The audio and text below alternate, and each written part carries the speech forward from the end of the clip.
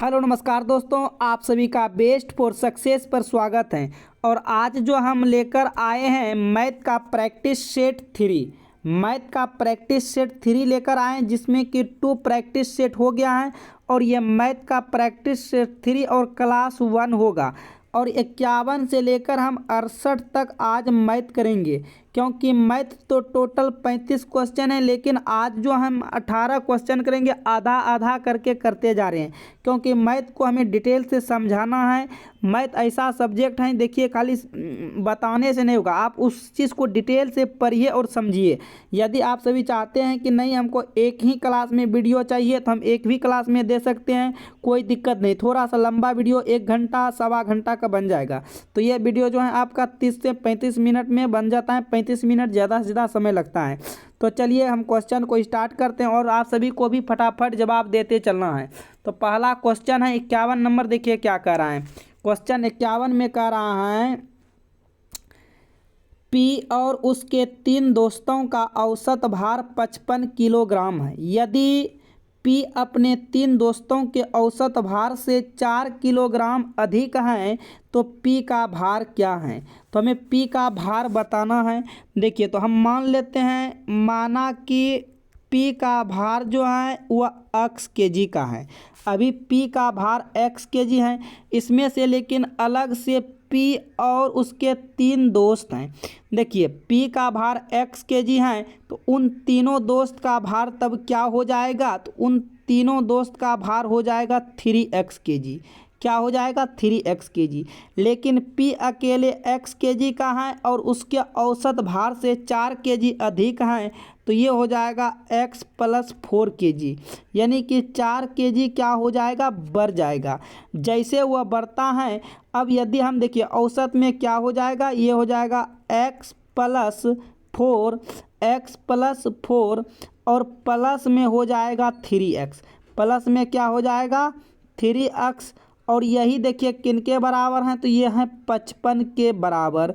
यहाँ पर आप देख सकते हैं पी और उसके 3 दोस्त। तो देखिए पी और उसके 3 दोस्त, तो 3 हुआ एक पी हुआ, तो ये बटे में हम यहाँ पर क्या देते हैं, 4। तो यही 4 यहाँ पर देखिए गुणा के रूप में चला जाएगा, तो ये हो जाएगा गुणा के रूप में 4 चला जाएगा, तो ये हो जाएगा गुणा 4। ठीक है, तो अब यहाँ से देखिए ये हो जाएगा 4x + 4, क्या हो जाएगा, ये हो जाएगा 4x + 4। अब बराबर हो जाएगा अब कितना, 5 चौक 20, अब 5 चौक 20 और 2 22। अब बताइए ये 4 जो है इधर बराबर के उधर जाके बजाएगा तो क्या होगा, माइनस हो जाएगा। तो हम यहाँ से डायरेक्ट माइनस कर लेते हैं। ठीक है, तो ये 4 क्या हो जाएगा, माइनस हो जाएगा, यानी कि 220 -4। तो अब बताइए क्या हो जाएगा, यहाँ पर आप बताइए, ये हो जाएगा 4x बराबर घटाइएगा तो हो जाएगा 216।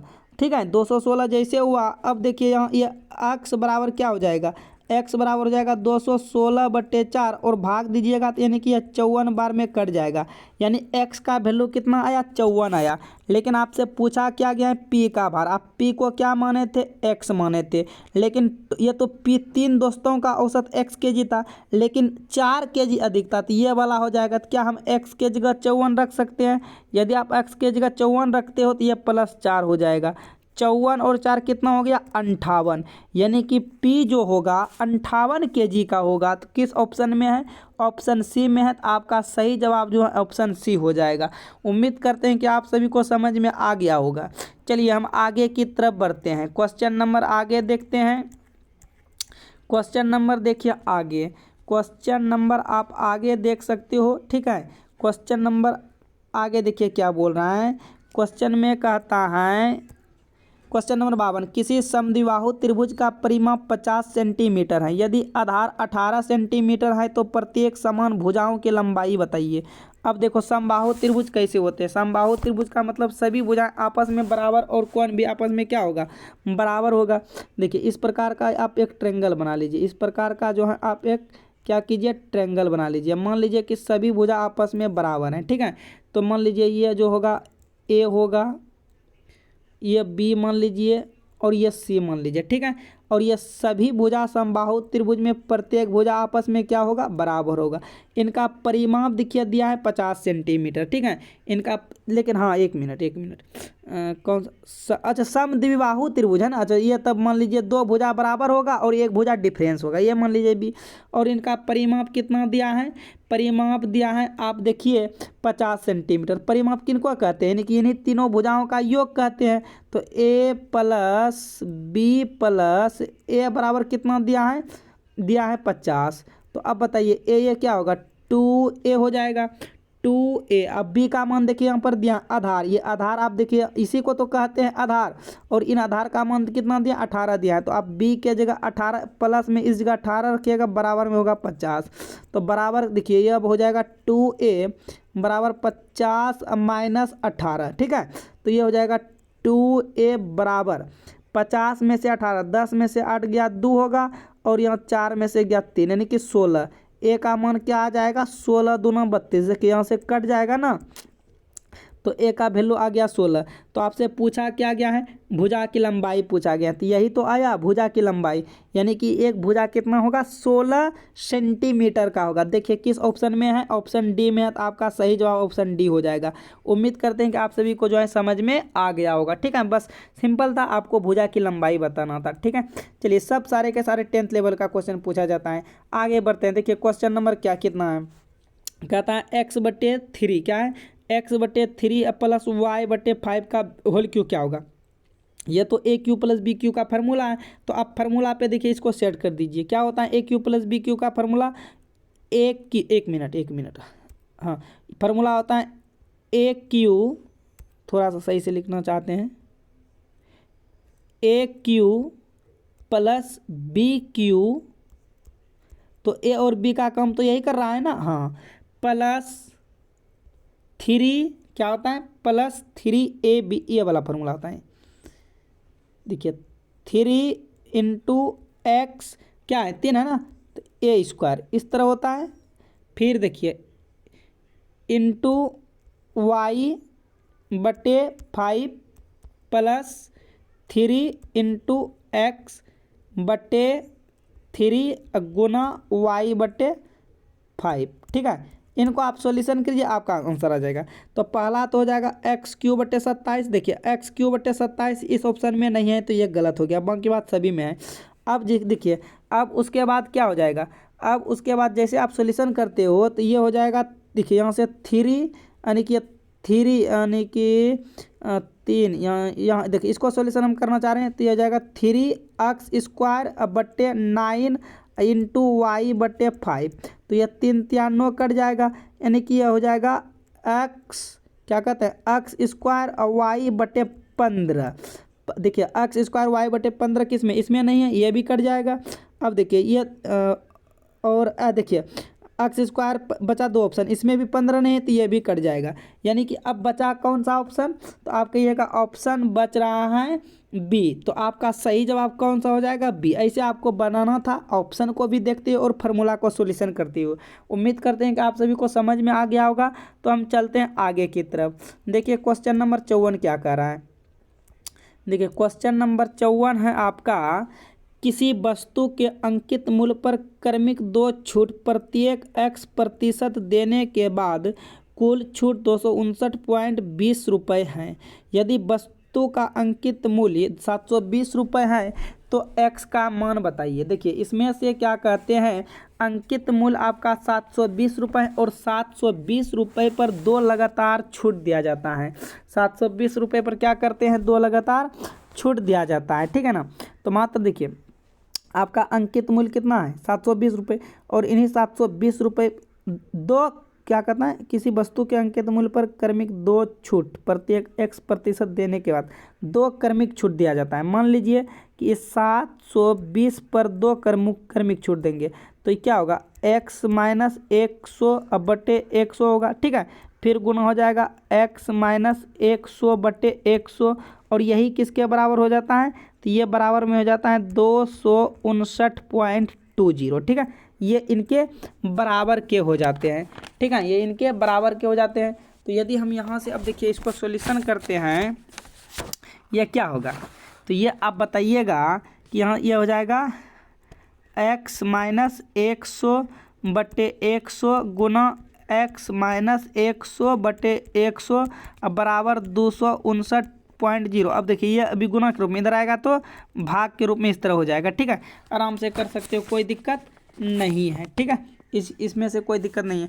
अब यदि देखिए आप इसको सॉल्यूशन करते हो तो ये जो है एक गुणनखंड के रूप में बनेगा। ये इस प्रकार गुणनखंड देखिए हम बताते हैं, x square minus 200x plus 3600 बराबर 0। ठीक है, यह गुणनखंड के रूप में बनेगा।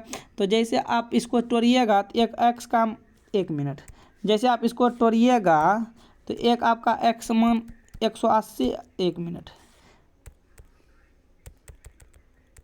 तोड़िएगा तो एक्स का मान आएगा 180,20। ठीक है, तो कहता है अब देखिए विकल्प के अनुसार से चलते हैं। देखिए विकल्प में क्या दिया गया, 180 तो नहीं है, 20 है, यानी कि एक्स का मान एक 20 होगा तो एक 180 होगा, यानी कि ऑप्शन डी जो है आपका क्या हो जाएगा, सही जवाब हो जाएगा। थोड़ा सा लिखने में यहाँ पर प्रॉब्लम हो रहा है। ठीक है, इसी वजह से थोड़ा सा डिस्टर्ब हो जाते हैं। तो आपसे भी कोशिश कीजिएगा कि हम सही से सॉल्यूशन करें, आपको हम हिंट्स दे दिए। ठीक है, चलिए क्वेश्चन नंबर आगे बढ़ते हैं। क्वेश्चन नंबर 55 देखते हैं।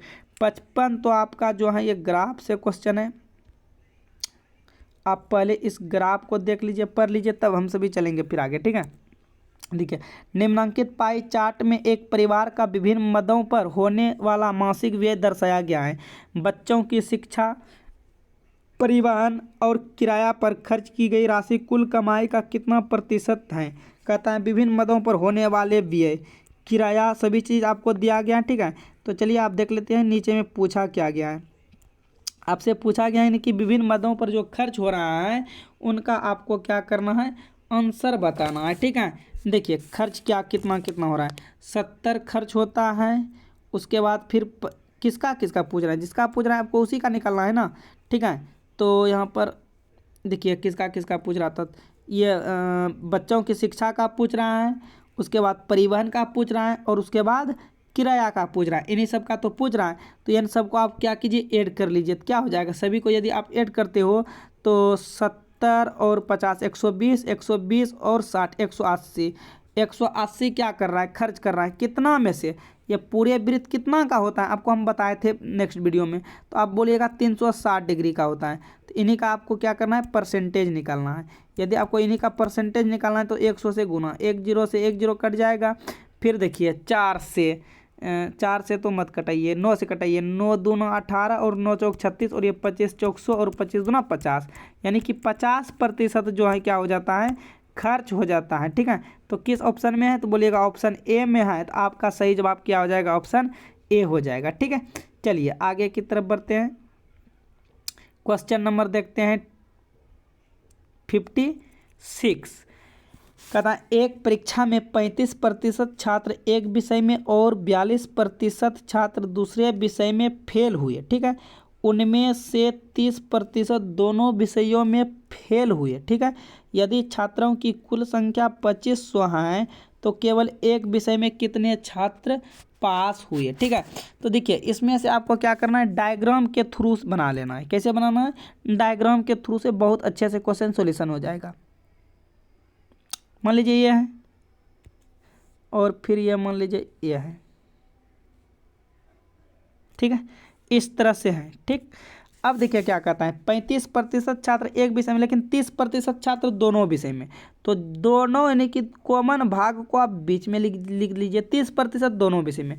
अब देखिए मान लीजिए कि ये एक, देखिए मान लीजिए कि ये आपका पहला विषय है और ये मान लीजिए कि आपका दूसरा विषय, इस तरह से। ठीक है, अब देखिए 35% छात्र एक विषय में, देखिए 30 जब यहाँ पर क्या कहते हैं फेल ही हो गया, तो अब बचा कितना, 5 ही, तो इसमें आप 5% लिख दीजिएगा।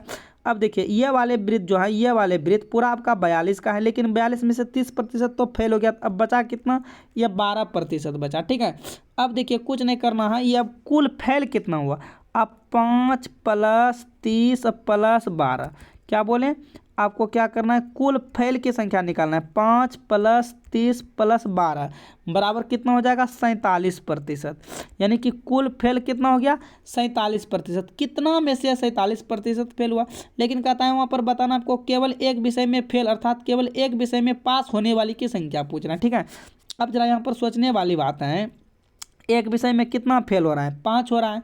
कितना फेल हो रहा है, 5 हो रहा है। और दूसरे विषय में फिर कितना हो रहा है, 12 हो रहा है। तो टोटल फेल कितना हुआ, 17%। टोटल फेल कितना हुआ, 17% हुआ। ठीक है, आपको इन्हीं का तो परसेंटेज निकालना है।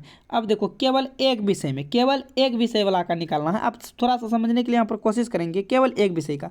अब मान लो 2500 टोटल था, अब 2500 में से 17% क्या हो रहा है, फेल हो रहा है। तो परसेंटेज का मतलब 100। केवल एक ही विषय में तो फेल हो रहा है ना, ये भी एक विषय है, ये भी एक विषय, एक विषय में, दोनों विषय तो बीच में है ना, लेकिन आपको एक विषय वाला निकालना था। ठीक है, तो दोनों को ऐड करके निकाल लेंगे।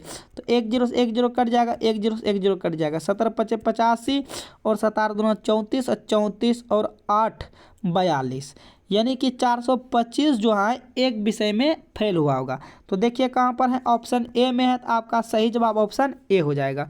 उम्मीद करते हैं कि आप सभी को समझ में आ गया होगा। ठीक है, चलिए क्वेश्चन नंबर 57 आप जो है खुद से बनाएंगे। ठीक है, यदि साइन ए प्लस बी बराबर √3/2 और कॉस ए माइनस बी बराबर √3/2 तो ए और बी का संभावित मान क्या होगा। देखिए बहुत सिंपल क्वेश्चन है, इसमें से तो कुछ नहीं है। ठीक है, आपको मैं बता दूं, हिंस दे दूं। देखिए ये साइन ए प्लस बी √3/2, बताइए साइन √3/2 कितना डिग्री में। तो आप सभी बोलिएगा साइन 0 1/2 1/2 √3/2, तो 0 0 30 45 60, तो साइन 60 डिग्री में। तो इधर भी हम साइन 60 डिग्री कर देंगे, साइन से साइन क्या हो जाएगा, कट जाएगा। यानी कि ए प्लस बी का मान क्या होगा, डायरेक्ट आप बता सकते हो। तो देखिए ए प्लस, एक मिनट, तो ए प्लस बी का मान बोलिएगा कि ए प्लस बी का मान आया 60 डिग्री। ए प्लस बी का मान क्या आया, 60 डिग्री। उसी प्रकार बताइए √3/2 कॉस कितना में होता है, तो कॉस 1 √3/2 30 डिग्री में। तो हम क्या √3/2 को कॉस 30 लिख सकते हैं, लिख सकते हैं। ये कॉस से कॉस बराबर में क्या हो जाएगा, कट जाएगा। जैसे बराबर में कट जाएगा तो बचेगा क्या, अब बचेगा a माइनस बी। तो ये क्या कर दिया, अच्छा एक मिनट, ए प्लस बी आया था कितना, हाँ ए प्लस बी आपका आया था 60 डिग्री। ए प्लस बी कितना आया था आपका, 60 डिग्री आया था। ए प्लस बी जो है आपका आया था 60 डिग्री, और ए माइनस बी कितना आया, 30 डिग्री आया। अब देखिए ये कट गया, ये कट गया, तो 2a बराबर कितना हो गया, 90 हो गया। तो बताइए ए का मान क्या आ गया, ए का मान 45 डिग्री आ जाएगा।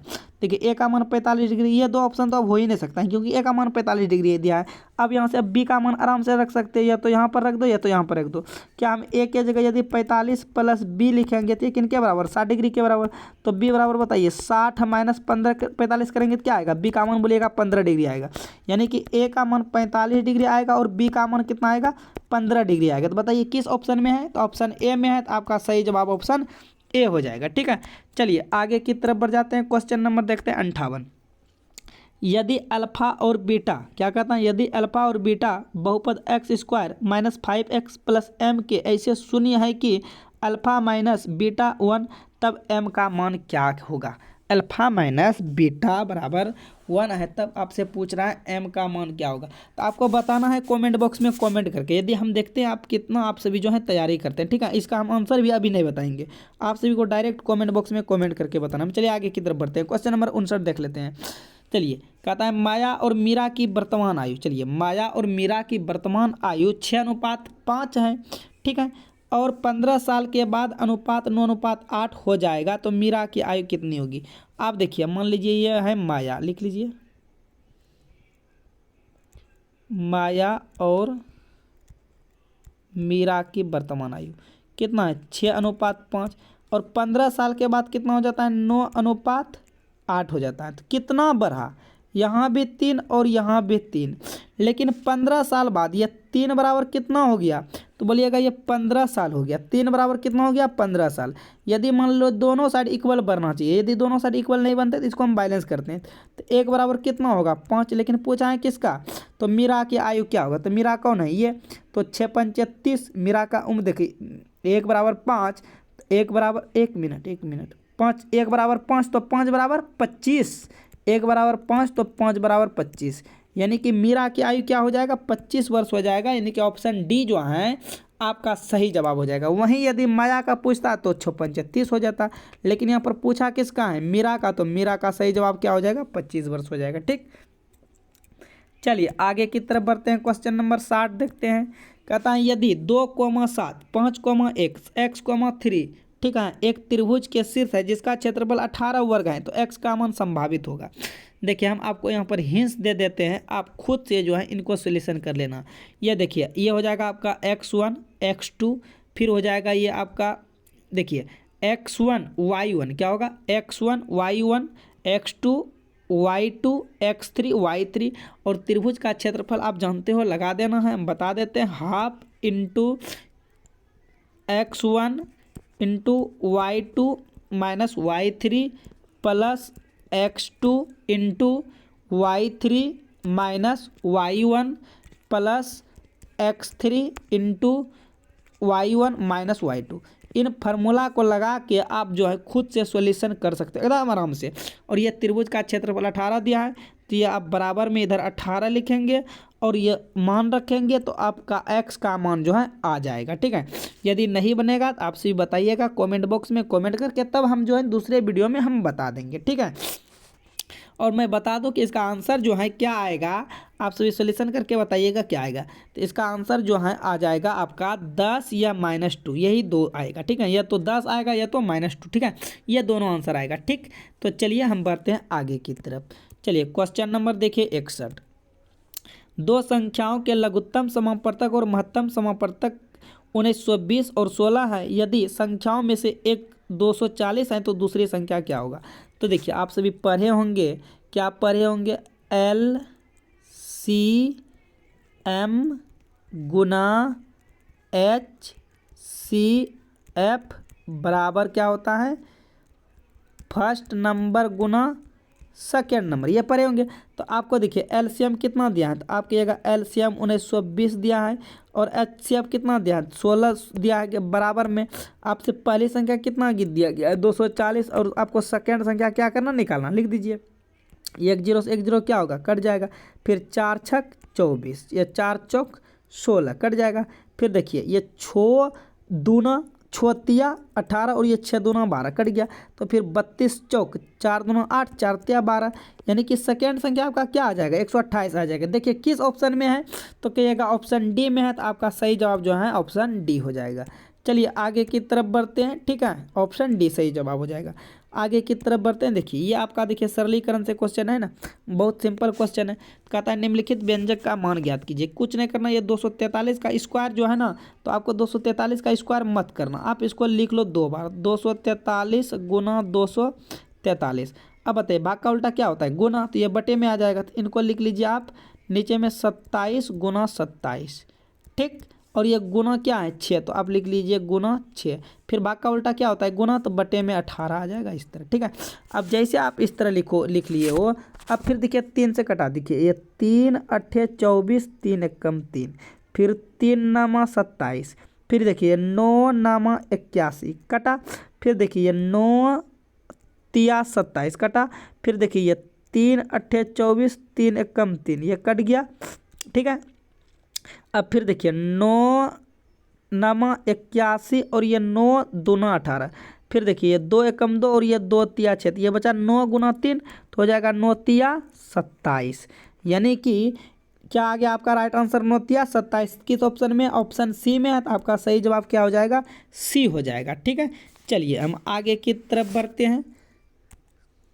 क्वेश्चन नंबर देखिए क्या है 63। कहता है एक किसी कार्य के 25% भाग को 10 दिन में पूरा कर सकते हैं, बी कार्य के 40% भाग को 40 दिन में पूरा कर सकते हैं, और सी कार्य के 1/3 भाग को 13 दिनों में पूरा कर सकते हैं, तो उनमें से कौन सा कार्य को सबसे तेजी से पूरा करते हैं। देखिए इन भाग को पहले आपको ये तोड़ देना है। यदि यहाँ देखिए कहता है एक किसी कार्य को कितना है 25% भाग, इसको आप लिखिए 25/100 बराबर कितना दिन में 10 दिन में। ठीक, अब कुछ नहीं करना है आपको, देखिए 25 चौक 100 कट जाएगा और ये 10 चौक 40, यानी कि एक किसी काम को 40 दिन में ख़त्म करता है। ठीक, अब फिर बी देखिए, बी कहता है 40% भाग 40 दिन में करता है बटे 100, ये 40 कट गया, यानी कि ये जो है 100 दिन में काम करता है। ठीक, अब देखिए सी देखिए कितना दिन में करता है, सी 1/3 भाग 13 दिन में, तो 13 39 दिन। अब बताइए इसमें से सबसे तेज़ी से कौन काम करेगा, आप थोड़ा सा दिमाग लगाइए। यानी कि मान लीजिए कि 10 ईंट है, ठीक है, और ये 10 ईंट को ढोना है ए जो है 40 दिन का समय लेता है, बी 100 दिन का समय लेता है, सी 39 दिन का समय लेता है। तो कौन सबसे तेजी से कम करता है? तो आप कहिएगा सी ही तो सबसे तेजी से कम कर रहा है, मतलब सी जो है सबसे कम समय ले रहा है। तो इसलिए आपका यहाँ पर राइट आंसर क्या हो जाएगा? Option A. किस ऑप्शन में है सी? ऑप्शन ए में है। ठीक, उम्मीद करते हैं आपको समझ में आ गया होगा। ठीक, आगे की तरफ बढ़ जाते हैं। क्वेश्चन नंबर देखिए 64।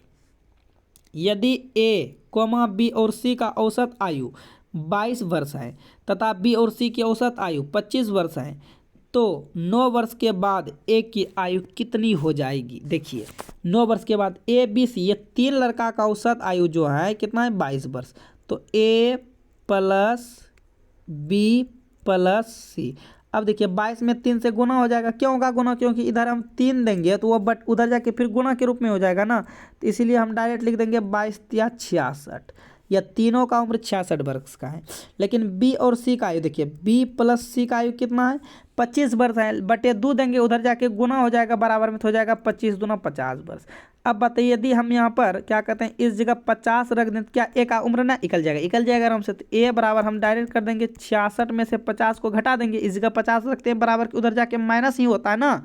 ठीक, तो 6 और ये 5। देखिए अभी जो है कहने का मतलब ए, एक मिनट छो, हाँ, अभी जो है कहने का मतलब ए जो है 16 वर्ष का है। अभी कहने का मतलब ए कितने वर्ष का है? तो कहिएगा ए जो है अभी 16 वर्ष का है, लेकिन 9 वर्ष के बाद कह रहा है 9 वर्ष के बाद, तो बाद में 9 वर्ष जोड़ दो, तो 16 9 25 वर्ष का हो जाएगा ए। कितने वर्ष का ए हो जाएगा? 25 वर्ष का, यानी ऑप्शन आपका डी जो है सही जवाब हो जाएगा। चलिए आगे की तरफ बढ़ जाते हैं। क्वेश्चन नंबर 65 कहता है एक समचतुर्भुज का परिमाप 120 मीटर है। परिमाप यानी कि चारों भुजाओं का योग। ठीक है, किन्हीं दो समांतर भुजाओं के बीच की दूरी 15 मीटर है। तो समचतुर्भुज का क्षेत्रफल ज्ञात कीजिए। आपको देखिए, आप समझिए, समझने के लिए कोशिश कीजिए। यह परिमाप देखिए कितना होता है, यानी कि सभी भुजाओं का योग 120 मीटर। हाँ, यदि देखिए चारों भुजाओं का योग 120 मीटर है, तो बता एक भुजा कितना होगा? तो यदि आप क्या कीजिएगा, 120 में 4 से भाग दे दीजिएगा, तो आपका एक भुजा का निकल जाएगा। जैसे आपका अभी एक भुजा निकल गया, तो आप समांतर चतुर्भुज का क्षेत्रफल लगा दीजिए। तो समांतर चतुर्भुज का क्षेत्रफल होता है भुजा गुना समांतर भुजाओं के बीच की दूरियों, यानी ऊंचाई होता है। ठीक है, तो अब देखिए ये टोटल आपका एक भुजा है और आपको भुजाओं के बीच की दूरियों कितना दिया गया है? 15 मीटर दिया गया है। इस जगह आप रख दीजिए, तो ये भी मीटर में, ये भी मीटर में, 15 या 45, यानी कि 450 मीटर हो जाएगा। कितना मीटर हो जाएगा? 450 मीटर। तो देखिए किस ऑप्शन में है? तो ऑप्शन बी में है। तो आपका सही जवाब जो ऑप्शन बी होगा, ए सेंटीमीटर स्क्वायर में दिया, इसीलिए ए नहीं होगा। ठीक है, चलिए आगे की तरफ बढ़ जाते हैं। क्वेश्चन नंबर देखिए, तो उम्मीद करते हैं आप सभी को समझ में आ रहा है। ठीक है, यदि नहीं आएगा समझ में, ज़रूर बताना कमेंट बॉक्स में कमेंट करके कि सर नहीं आता है समझ में, तो हम फिर समझाने के लिए कोशिश करेंगे अच्छे से। ठीक है, और लेकिन देखिए इतना प्रेस से समझा रहे कि आपको समझ में आएगा। और आपको देखिए मैथ में भी आपको 35/35 तो लेकर ही आना है, इतना तो कन्फर्म है। कहता है किसी कार का क्रय मूल्य कितना है? 15 लाख इकाई दाई से करा है। चलो इतना है, ठीक, 1,50,000। ठीक है, और राजू ने इसे 5% लाभ पर मोन्टू को बेच दिया, और बाद में मोन्टू ने इसे 2% हानि पर पुनः राजू को बेच दिया। तो लेन देन में कुल लाभ या हानि की याद कीजिए। देखिए इसमें सिंपल कुछ नहीं करना है। अब देखिए टोटल गाड़ी का, देखिए गाड़ी जो था 1 लाख कितना था? 50,000 का, 1,50,000 का। उसने क्या किया, इसे 5% लाभ पर मोन्टू को बेच दिया। तो 5% लाभ का मतलब 105/100। ठीक है, उसके बाद फिर क्या किया, बाद में मोन्टू ने इसे 2% हानि पर फिर पुनः इन्हीं को लौटा दिया। किसको? राजू को ही। तो बताइए क्या कहता है, लेन देन में कुल लाभ या हानि ज्ञात कीजिए। अब यहाँ पर सबसे पहले आप देखो, आप यहाँ से निकाल लो इसको कितना लाभ हो रहा है। यहाँ से कटेगा तो 2 0 तो आ जाएगा। ठीक, फिर 15 पचे 75 और 15। अब बताइए 1,50,000 का गाड़ी था, यहाँ पर 1,57,500 रुपये, यानी कि 7,500 रुपये यहाँ पर क्या हो रहा है? प्रॉफिट हो रहा है। लेकिन अब क्या कर रहा है, मोन्टू ने इसे फिर 2% हानि पर बेच रहा है तो 2% हानि का मतलब 98 पर, ठीक है, तो बटे 100 हो जाएगा। ये 1 मिनट कितना था, आया था 1,57,500 और इस पर हानि हो रहा है इतना का, ठीक है। तो ये 2 जीरो से 2 जीरो कट जाएगा। आपको देखिए यहाँ पर कुछ नहीं करना है, सिंपल यदि आप इसको गुना करते हो तो ये आ जाएगा 15,4350। अब जरा दिमाग लगा, उसने जो है बेचा था कितना में, 1,57,500 में, और उसको फिर खरीदने में कितना रुपया लगा, 1,54,350। इसका मतलब लाभ ही तो हो रहा है, इसमें से इसको आप माइनस कर दीजिए। जब माइनस करते हो तो कितना का लाभ होगा, तो 3,150 रुपये का लाभ होगा। देखिए खरीदा था उसने 1,50,000 में, बेचा 1,57,500 में, यहाँ पर प्रॉफिट हो रहा है। अब फिर क्या करता है मोन्टू ने, उन्हीं को 2% हानि पर बेच देता है, यानी कि 1,54,350 में उसने खरीद लिया, यानी कि टोटल उसको जो लाभ हुआ 3,150 रुपये का क्या हुआ, लाभ हुआ। चलिए आगे की तरफ बढ़ जाते हैं। क्वेश्चन नंबर 1 मिनट, हाँ चलिए हम कोशिश करते हैं इस जगह, देखिए हम बना देते हैं। क्वेश्चन नंबर कहता है एक धनराशि 8 वर्षों में चक्रवृद्धि ब्याज पर 2 गुनी हो जाती है, तो कितने वर्षों में ये 4 गुनी हो जाएगी। देखिए ये 8 वर्ष में 2 गुनी, हाँ 8 वर्ष में 2 गुनी हो जाता है, तो आपको बताना है कि ये कितने वर्ष में 4 गुनी हो जाएगी। तो अब बताइए क्या कीजिएगा, 4 गुनी कितने वर्ष में हो जाएगा, ये पूछ रहा है ना। क्वेश्चन नंबर कितना है, 67 है, ठीक है, क्वेश्चन नंबर 67।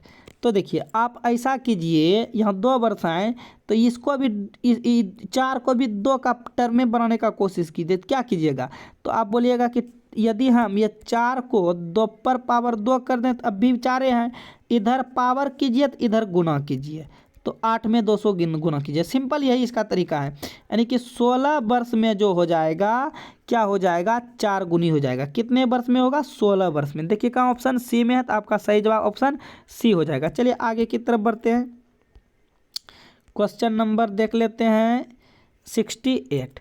क्वेश्चन नंबर 68 में कहता है वो छोटी से छोटी धनात्मक संख्या ज्ञात करे जिसे संख्या 59 70 से घटाने पर प्राप्त संख्या पूर्ण वर्ग हो जाए। तो ये देखिए घटाने का बात कर रहा है, तो कुछ नहीं कीजिए, इनका आप क्या कीजिए, वर्गमूल ले लीजिए। 69 70 का यहाँ भी जोड़ा यहाँ भी जोड़ा, तो 8 8 64 तो नहीं खाएगा, लेकिन 7 बार में खाएगा।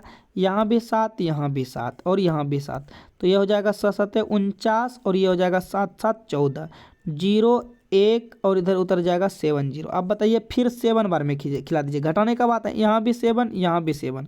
तो ये देखिए यदि इतना बार में खिलाएं तो ये नीचे आपका आ जाएगा 10 7 7 49 और 64